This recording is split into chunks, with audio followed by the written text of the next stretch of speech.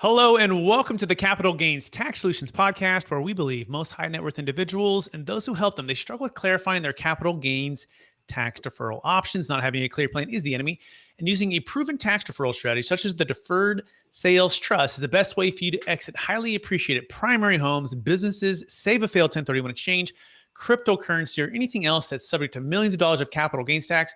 If you want to defer it, you want to check out the Deferred Sales Trust. Hey, I'm your host, Brett Swarts. In each episode, I'm joined by some of the best real estate, financial, wealth, and crypto minds in the world, where they share their ideas, deal stories, and inspiration. So together we can make complex tax deferral strategies simple and passive income plans achievable. We're also streaming on expertcresecrets.com as well. So appreciate our listeners there. I'm excited about our next guest. He's the CEO, author, and chief helper of ORAAT LLC, which stands for One Rental at a Time. And it was created because too many of his friends and contacts had interest getting started in real estate properties, but they were just too busy and they just saw too much risk. The result was that they continued to pile up cash, or worse, spend it on things that weren't so wise, known as stupid things, and which he now refers to CRAP, which stands for cash rich, asset poor. And so he has now helps them to buy rentals one at a time. And he's here to share with how to get financial freedom, how to kind of increase your net worth, and find some more ways to build your wealth. Please welcome to the show with me, Michael Zuber. Michael, how you doing? I'm doing well, man. Thank you for the opportunity. Absolutely. And for our listeners getting to know you for the first time, would you give us a little bit more about your story and your current focus? Absolutely. So, my story starts at 30 years old, at least from the rental game. I had just suffered $150,000 or 80% loss in the stock market. I work in the Silicon Valley, so been in tech my whole life. And losing 80% of my net worth in the stock market was a great awakening. I found Rich Dad, Poor Dad, that purple book that a lot of us have read. It changed my life. It set me on a new path. And, a year later, we had our first rental property, 2002. In Fresno, California. I live in the Silicon Valley, and the portfolio grew from there. I left my tech job at 45 and have spent the last 3, 4, 5 years helping others kind of start and grow their portfolio. So I've been there. I've made mistakes in my 20s. I understand what it is to be a day trader, think you're Warren Buffett, and then you're not. And then, take a totally different path. Nobody in my family had ever done rental properties. And we just, started one rental at a time. Fantastic. And you can learn more about Michael Zuber by going to his YouTube channel, youtube.com/one rental at a time, all one word. Mm-hmm. And we're going to be diving into all things expertise and secrets about doing that, especially in the Silicon Valley these days wherever you may be buying. We're going to figure that out, right? How to make sense of some of these numbers and how to make sense of the cash flow. But before we go there, Michael, I want to take one other step back. Mm-hmm. I want you to go back to the time when maybe you're in high school, in your earlier age, right? I believe we've all been given certain gifts in this life, and these gifts have been given to us to be a blessing and help to others. Some people call them strengths, some people call them superpowers, but I'm curious, what are those 1 or 2 gifts that you believe you were given, and how does that help how you help and bless people today? That is a great question. I did not appreciate this superpower until really after I left my job. And my superpower is once I focus on something, I can do it endlessly, and not only do it, but am excited to do it. So for example, one of the superpowers I had was looking at my market every day, right? Once I decided a market, once I created a buy box, I've now looked at my market every day for 20 years. Another example of this is I started this YouTube channel, which you referenced, One Rental at a Time. And instead of doing just a single video a day, I do 5 or 6 videos a day. I've done a daily financial show for 1,000 days in a row. So once I do something and I focus on it, I get excited. I am already excited about the content I will create tomorrow. This is a superpower my mother tells me I've had since I was a little kid, counting pennies and nickels on the ground. So my superpower that was not appreciated until very, very recently is to focus and then get excited about doing something. I call it a hammer. So I'm a hammer that's just swinging every day. So fantastic. And I also imagine that means there's certain things you don't get excited about, and for those you just dismiss them. Is that fair to say? Yeah, I think, if I'm not interested, it doesn't get done. Yes. That's good. That's great, right? I mean, I think all great things are done that way, right? For folks that are relentless in their focus is what I'm hearing, and excited to do that thing, go all in on that. Are those 2 fair summaries for you so far? Focus and daily discipline are my most common quotes. Excellent. Fantastic. So now let's dive right into that and let's apply that to the one rental at a time. And so, Michael, what's the biggest secret to building wealth one rental at a time? It's actually get simple. A lot of people overcomplicate real estate, especially full-time employees, especially people who have advanced degrees. They want to make it harder than it is. They want it to be about the spreadsheet. They want to be about some super secret behind the scenes handshake or fancy vocabulary or cap rates and depreciation and mortgage pay down or amortization, all that stuff. It is none of that. It is deciding on a buy box and then looking at that buy box every day. My buy box back in 2002 is a very simple example. And this, again, is in a city I'd never been to. I've never spent the night in. It was a particular city. So Fresno is the city. It's 1 million people today. I picked one zip code, 93703. It was kind of middle class Fresno. Then I picked single family homes. So not condos, not apartments, not duplexes, 3 or 4 bedrooms, 2 baths, 2-car garage. And I looked at that one search criteria every day for 3 years. Guess what? I bought for 3 years. I bought 3 or 4 bedroom homes in the Mayfair. And really what this focus brings to you is you get to understand average. And the beauty about real estate is once you know average, like average in Fresno in 2002 was a 7% yield or cash on cash. My job, my only job, Brett, was to go find great deals, which if average is 7, a great deal would have been 9 or 10. It's not easy. It's not just a layup, but they are out there. And here's the deal. I only had capital to do 1 or 2. So it was okay that I took the time to find and or create great deals. I have no interest in being average. Nothing I've ever done, I want to be average. And I don't want to deploy my capital on average deals. So I spent the time now 21 years later only buying great deals in Fresno. And the other thing is it does change. In 2002 and 3, it was 6, 7, 8%. In 2010, 11, it was 15, 18%. It was a different market. Today, 2021, tough market. It's about 6%. But again, I know average. I look every day. It doesn't change all that much. It does ebb and flow over time, but I'm only doing great deals. And that's all I'm focused on is doing great deals. Got it. So we want number one secret is first is to just keep it simple. Perhaps don't let your ego get in the way of trying to make it more than it is with cap rates and depreciation rate schedules and tax stuff and IRRs. And you know what? Just establish a baseline. Understand what is the average, right? What's the going rate by doing the work, looking at the numbers, looking at the deal, maybe the sold comp deals, right? What's for sale, days on market. Maybe we'll get into some of those metrics here in a second.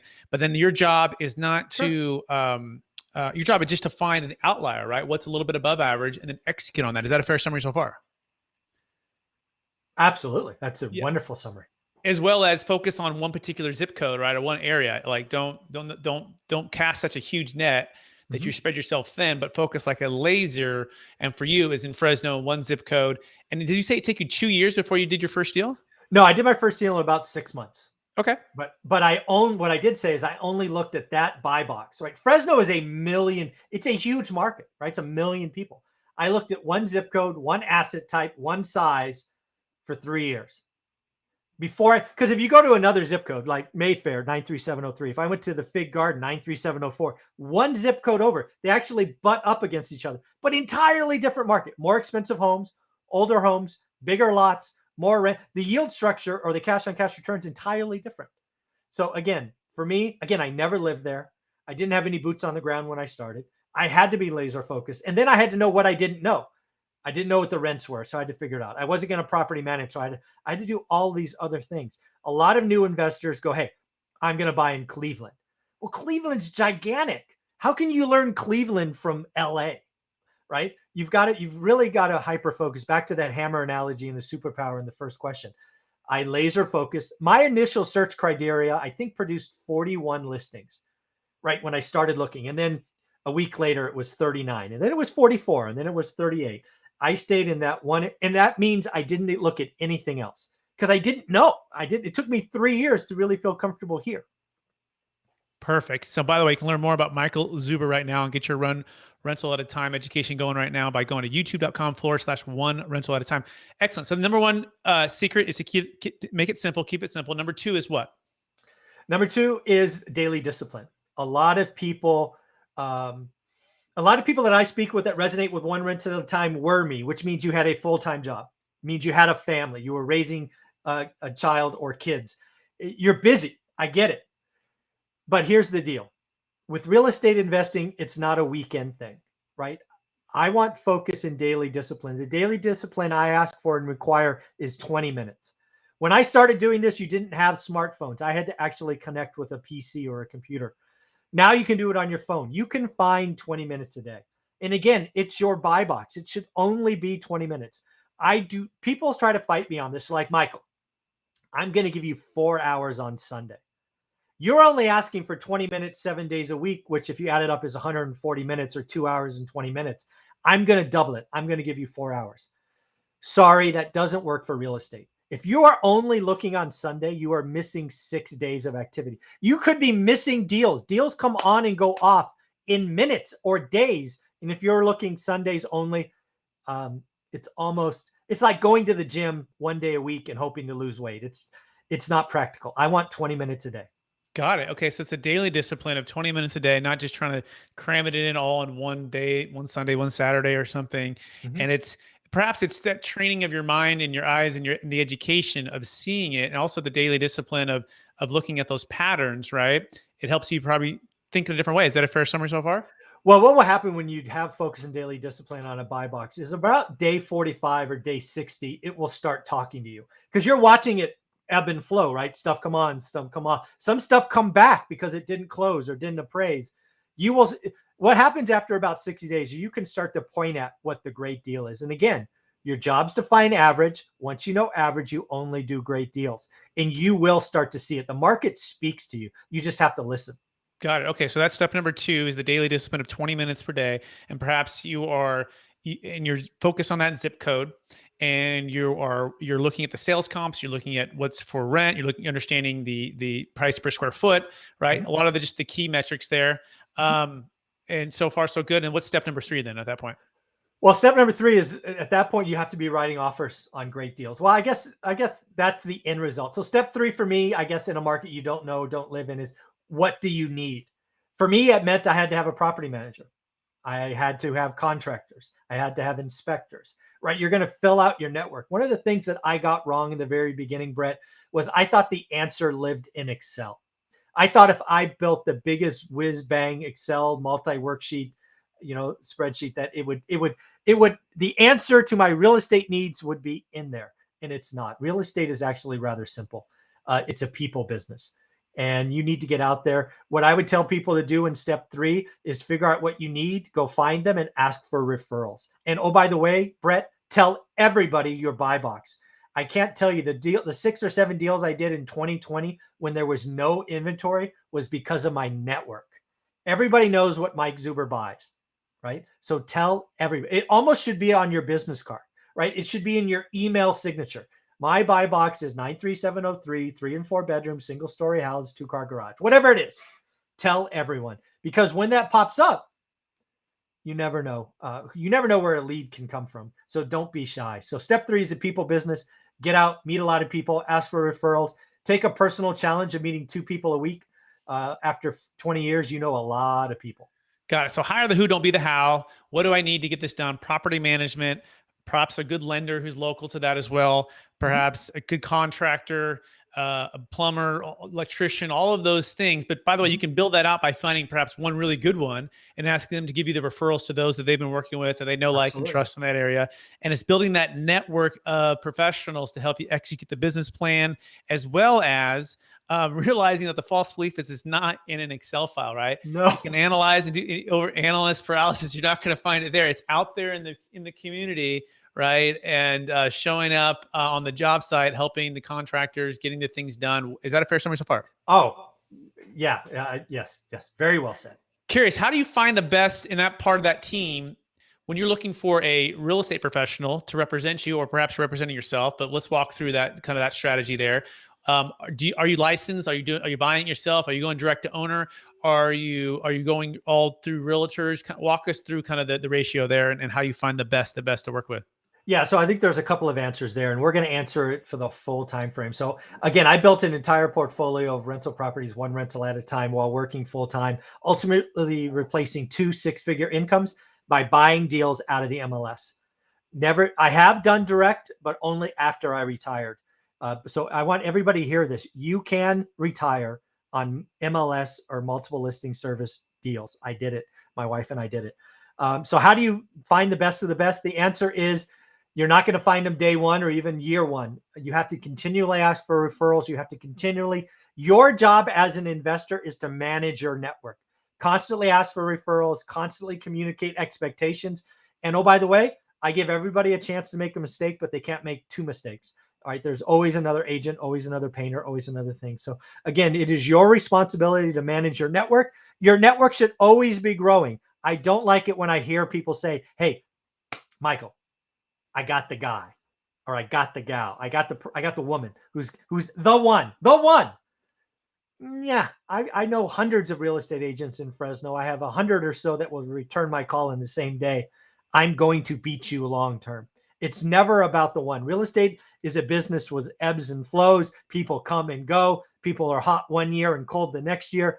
Just always be growing, always be meeting new people, always set expectations. Your job as the client is to set expectations and then manage to those expectations. And again, Brett, I fired the first 5 property managers I had. So it's not like I did it well. Everybody seems to be able to tell a good story during the interview process, but the proof's in the pudding. And sometimes you got to fire people.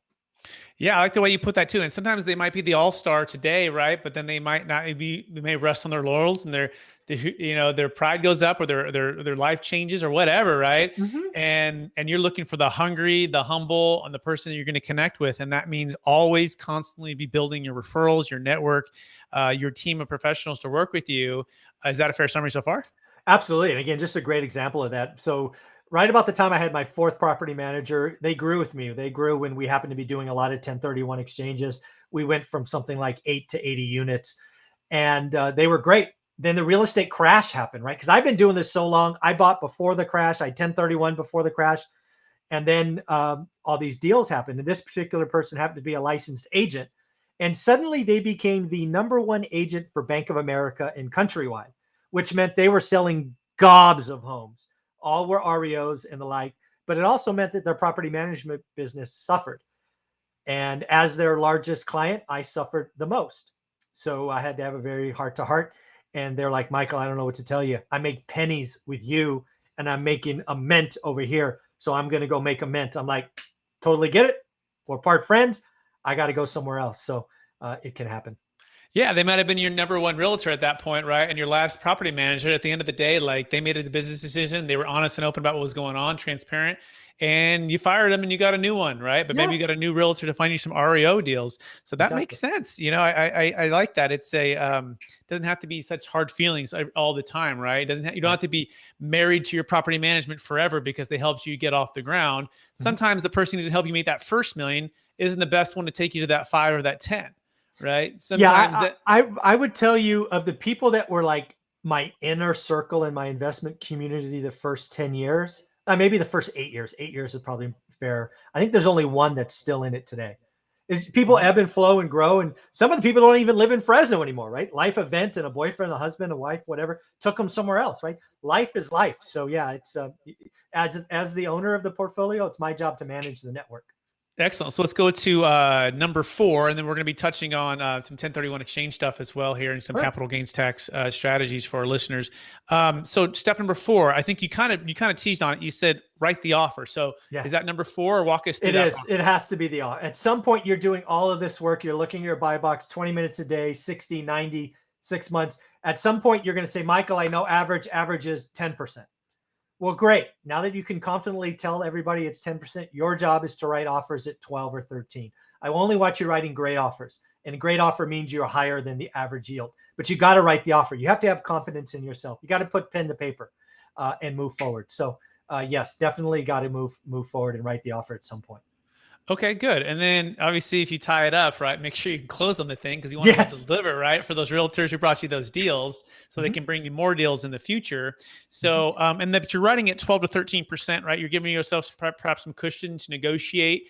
Are mhm. you're gonna take the 10, right? Or where are you at in today's? Give us your flavor for even Fresno. What's the Yeah. marketplace like in Fresno? What are you seeing? Boots in the ground. What is Mhm. the average returns? Kind of give us Sure. that feel for that. So I'll give you the average of mine because every person will learn average for their market. So my buy box today in Fresno, California is 6%. It's a competitive market. Rents are going up, so there's some future growth there, but today's 6%. So what am I doing? I'm only doing deals at 8% or greater.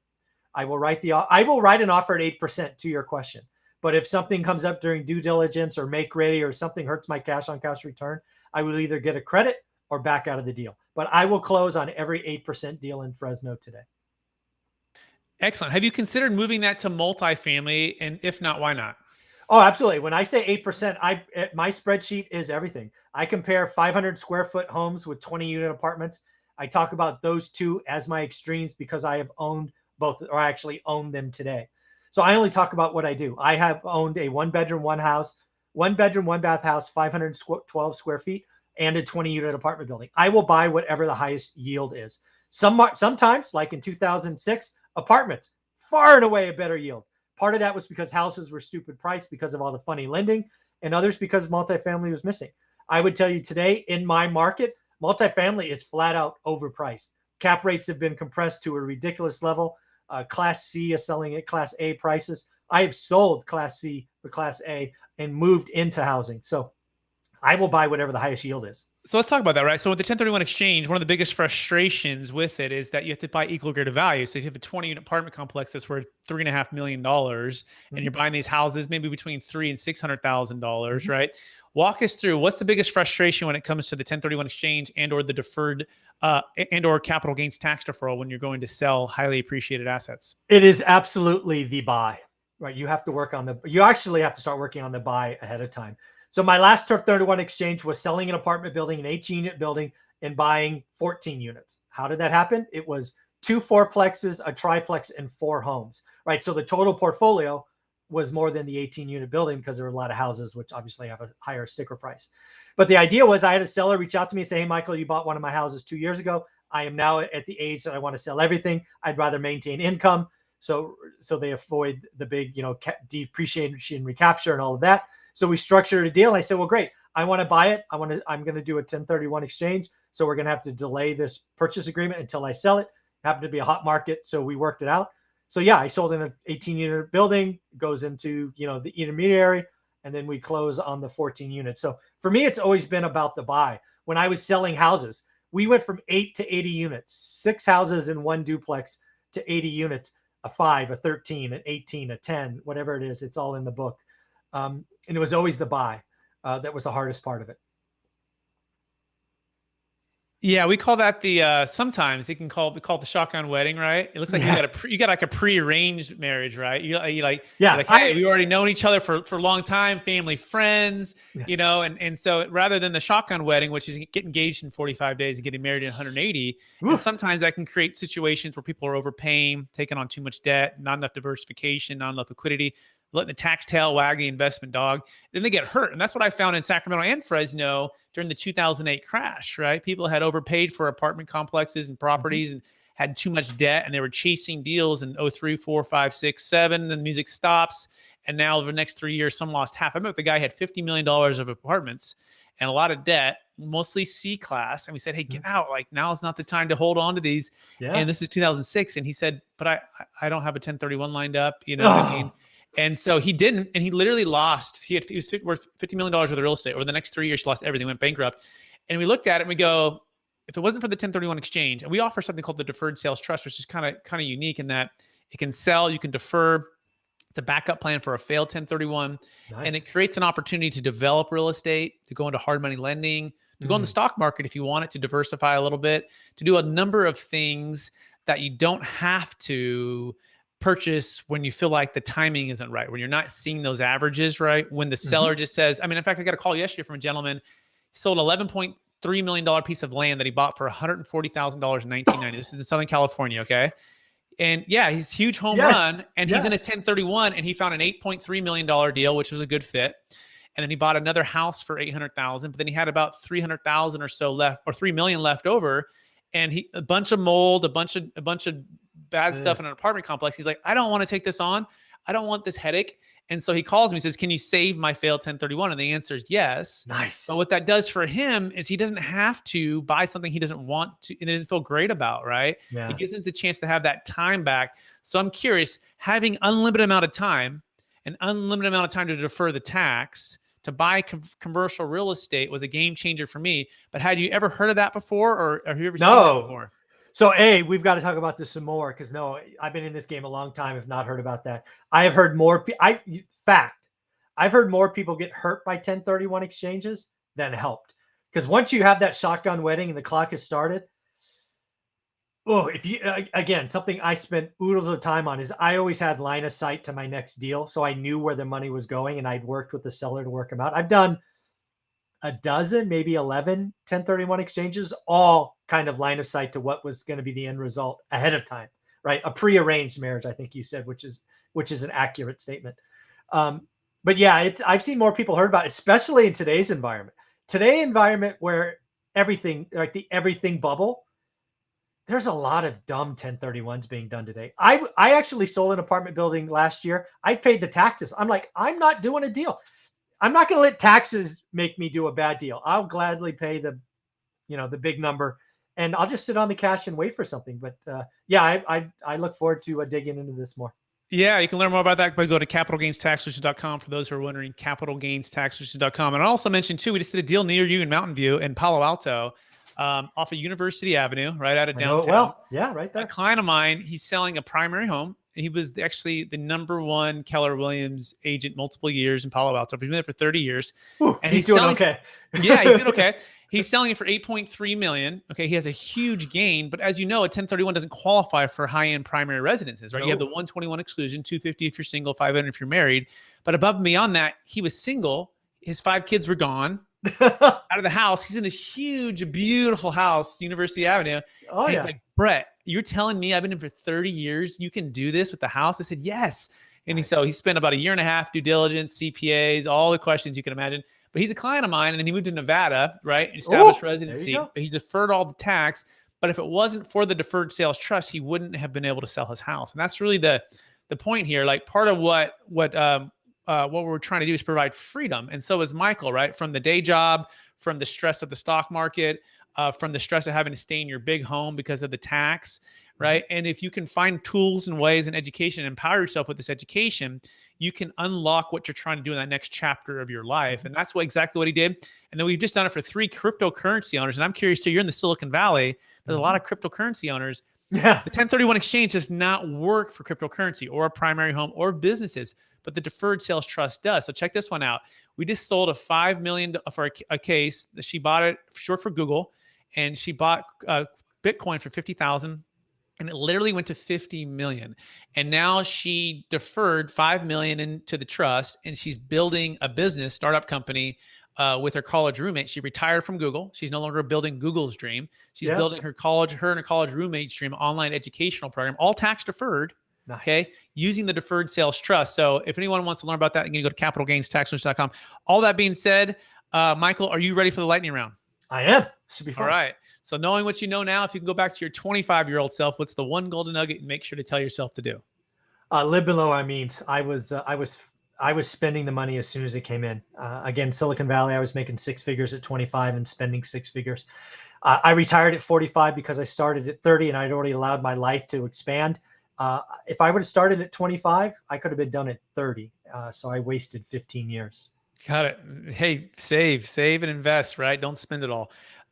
Second question, what's the #1 book you've recommended or gifted the most in the past year? Rich Dad, Poor Dad. Right. And as a part of that, we do have a segment where we talk about the best kept secret of Rich Dad, Poor Dad. What's the one thing that you try to practice every day in your wealth building with the Rich Dad, Poor Dad strategy? Well, for me, the biggest eye-opening thing is often not talked about. It was simply the introduction of the rat race. It's embarrassing. I have an advanced degree. I'm an accountant, an econ undergrad, right? So money is comfortable for me. But the fact is that I didn't get that I was living in the rat race and I was constantly increasing the size of my wheel by expanding my lifestyle. I still feel stupid for not knowing that by the time I was 30. So the rat race was the biggest introduction for me. Which leads to crap, right? Yes. Could you define that? We did tease on that a little bit. Yeah. So crap was one of those things that came to me out of nowhere when I had all these friends in the last stock, like the Great Recession. They were cash rich. Michael, I'm sitting on this. I'm sitting on this. I'm out of the market. I'm out of the market. But they had no assets. So cash rich, asset poor, crap. And the reason that is, as we're seeing today, right? PPI came out today at 9.6%. CPI is running at 10% if you do the rent calculation. So inflation is real. So you've got to buy assets.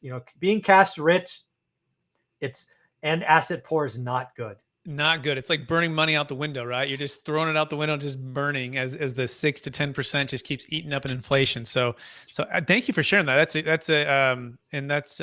That's definitely one that you want to focus on, right? Are you in the rat race? Are you building your business and your dream and you're making your money working for you? Or you're on the other side, just trading time for dollars and ever increasing your spending and not doing the things you should be doing? Constant reminder for all of us. Next question. What are you most curious about right now? Thing that I'm most curious about is affordable housing is an area of the market I've been playing in for 21 years. I'm curious. They have to solve it somehow. And I think the answer is out there. I just don't know which is going to win. Is it going to be 3D printed homes? Is it going to be container homes? Is it going to be tiny homes? We can't keep building mansions. We can't keep taking care of the rich. We've got to take care of, the middle class and below. So are we going to finally build smaller homes? Are we going to be able to, really tackle affordable housing? And I say this as someone who lived in California. Brett, I own a plot of land that could build 8 homes. I was willing to build the homes on the lots, assuming the lot was free, and it wasn't free. I tried to do it. I tried to build 8 1,000 square foot homes because those would be affordable. I could get them in. I could sell them for $100K under the median. I had an architect design them. I then went to the city, and the city wants $250,000 just to look at the paperwork. I'm like, are you kidding me? And this is why Newsom and his cronies won't get any affordable housing in California. It just doesn't make sense. Yeah, it's sad. It's a travesty. It's just so sad. And as a Californian myself and growing up in the Bay Area with my dad building rentals and houses, my dad says, Brett, 30 years ago when I started my business and we were building houses and doing the things we were doing, you don't imagine the difference of today and all the regulation and all the red tape and all the nonsense, right, that stops housing from happening. He goes, I probably don't have the stomach to do it if I had to start over today, right? He goes, it's just such a cesspool of a mess, right? And so it's so sad. I think there was an affordable housing multifamily unit that was built, and it cost us something like $280,000 a unit, right, just to build the affordable housing of it. And you're going, the numbers don't make sense, right? You can't give enough tax credits to even make this thing make sense unless it's going for 10 or 15 or 20 years of no taxes on property taxes. But it's a mess. So, okay. Thank you for sharing that. And that's encouraging. Hopefully those that are listening make changes and we can vote for people that are going to actually get these things done instead of just talk about it. Last question. After all your success, after helping all the people you've helped, how do you stay encouraged every day to charge forward for new heights and stay encouraged to stick to your values? So it's funny you bring that up. Just the other day, probably less than 2 weeks ago, I finally got comfortable saying the following: one rental at a time is going to help 1 million people close deals in the rest of my life. So I'm about 50 years old. So for the next 50 years, we're going to try to help 1 million people. And how do I feel good about that? The fact is we've helped thousands of people over the last couple of years since the book's been out. I get comments nearly every day, some private, some public, about, hey, you helped me this, you helped me do that. I'm helping roughly 200 to 300,000 people a week on YouTube, podcasts, books, all of that stuff. So really for me, it's the feedback loop. Why can I get excited about looking at my buy box? Why can I get excited every day about 5 more pieces of content? It's because the audience is involved. The audience is doing the work, and the audience taking selfies and writing nice emails and stuff. So really it's the entire audience that lets me know that one rental at a time is working. And because it is, I'm going to keep going. Fantastic. And Michael, for those who want to get in touch with you, would you remind them one last time what's the best place for them to find you? I would go to YouTube, youtube.com/one rental at a time. It is where I release 5 to 6 original pieces of content 7 days a week. Michael, I want to thank you for being on the show. I want to thank you for using the gifts and talents you've been given of being relentlessly focused on something that you really care about, which is housing, which is helping people build wealth and buying rentals, as well as being very excited to do it. Bring that enthusiasm to encourage people to keep doing it. I want to encourage you to keep doing that. Change those lives, make a difference in this world. Thank you so much for being on the show. I also want to thank our listeners for listening to an episode of the Capital Gains Tax Solutions podcast. As always, we believe most high net worth individuals and those who help them, they struggle with clarifying their capital gains tax deferral options. Not having a clear plan is the enemy. And using a proven tax deferral strategy, such as the Deferred Sales Trust, is the best way for you to eliminate the need for the 1031 exchange, defer cryptocurrency gains, primary home gains, business sales. You can go to capitalgainstaxsolutions.com to learn more about that. Also, we have our free mastermind I want to invite you guys to. It's every Friday at 10 a.m. Pacific Standard Time, 1 p.m. Eastern Time. It's basically Deferred Sales Trust University. We're focusing on crypto right now, and it's called the Crypto DST Mastermind. You can register by going to capitalgainstaxsolutions.com. We have CPAs, financial advisors, folks like yourself learning about the Deferred Sales Trust for the first time, realtors on there. Everyone's welcome to learn about the Deferred Sales Trust. Just go to capitalgainstaxsolutions.com and register right now. Hey, thanks so much for watching this. And if you're listening on expertcresecrets.com, we also appreciate you as well. We want to encourage you to rate, review, subscribe.